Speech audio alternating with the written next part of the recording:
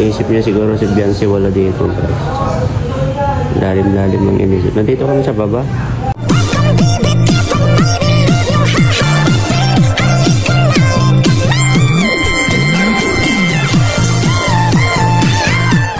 Si Vice Ganda, inimbitahan ko rin sana kaya busy siya. Kaya ang tumating sa akin ay mga ito kasi mga artista ito, mga kaibigan ko na talaga ito sa Manila. Kaya, Pero Dok, sino talaga unang artistang kumain dito? wala nag-iba. Ang pinakamaganda sa lahat ng babae sa Kalingap, si Beyonce. Si Beyonce po ang unang kumain sa lamisan na ito.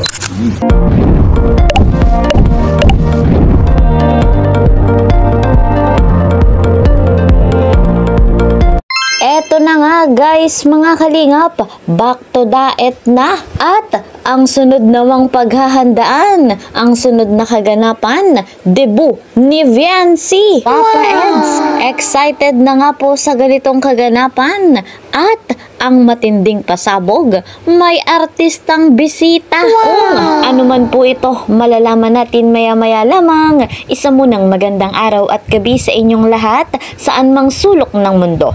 Special shout out kay dito po kay Madam Ann Madina, kay Madam Lolita Balansag, kay Sir Ronnie Balilo, Madam Emma Sumbilon, dito rin po kay Madam Telma Borgus, Madam Emma Rosarial, Madam Annie Soreta. Shoutout din po kay Madam Cristita Bangonan, Madam Agnes Relojas, at Madam Agosta Damugo. Special shoutout po sa inyong lahat. Mega love shoutout naman sa mga kamember ko po sa Karepa, Kalingap Reactor Partner. Huwag naman po nating kakalimutang suportahan ang nag-iisang ama ng Kalingap, Kuya Val Santos Matubang, gayon din po si Kalingap Rob, Madam Jackie Tapia, and Ate Edna Vlogs. Sa inyong lahat, patuloy naman po akong naglalambing. Akong inyong lingkod, Kalingap Kel. Sa bago pa nga po sa aking munting channel, please po subscribe, like and share my videos,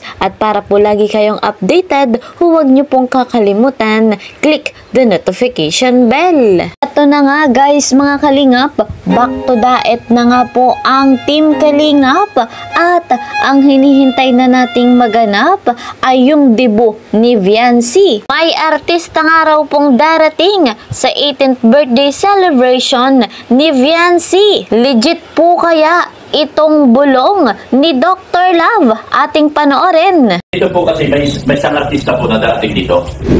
May isang artista na darating dito. At dito matutulog. Ayan. Kaya ko po ayusin yung isang kwarto.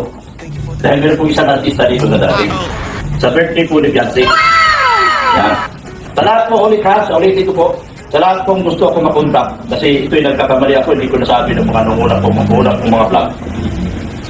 Sa lahat po, mga kahombre, mga kalinga, kontakin niyo po ako sa aking Facebook. Sa Messenger, message niyo po. Andyan po sa screen. Makikita niyo po. Message niyo po ako dyan. O kaya sa aking Facebook page. Nandyan din po. Yan. Sa lahat po ng naghahanap ng aking kontak, nandyan po sa aking Facebook, na may profile po yan na kami dalawa ni Gmail. Ganun din po yung aking Facebook page na may profile din sa amin dalawa ni Gmail. Yan. So balik tayo doon sa aking magiging bisita. Totoo po mga Kalingap, meron po isang artista darating dito. At dito po matutulog sa kwarto na ito.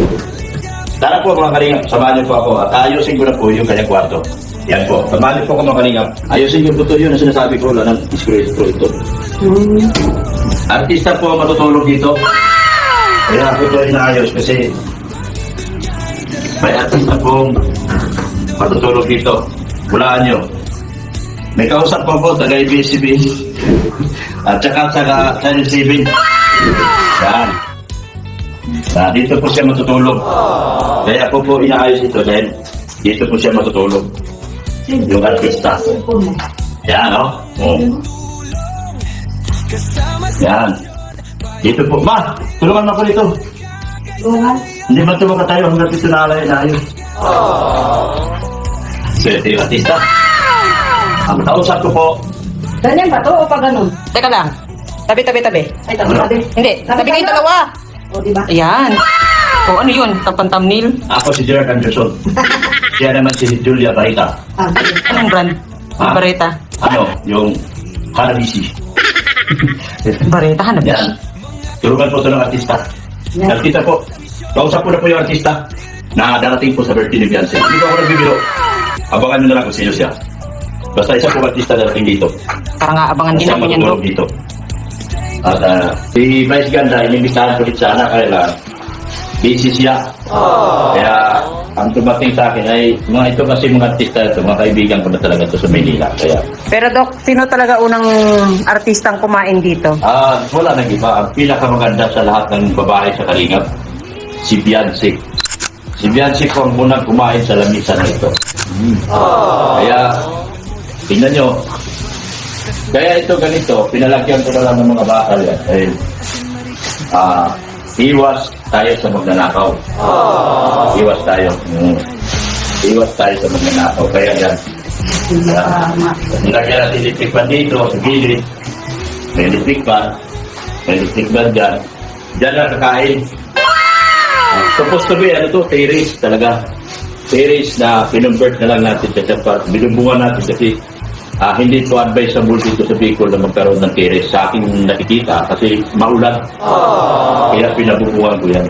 So guys, mga kalingap, kapanapanabik na nga po ang nalalapit na 18th birthday ni Viancy. Legit man o fake news na may darating nga daw pong artistang bisita sa 18th birthday celebration ni Viancy. Patuloy naman tayong magsasaya sa debut ng dalaga. Pero guys, mga kalingap, sa aking palagay, eto nga pong tinutukoy ni Dr. Love na artistang bisita ni Viancy ay isang bigating sponsor.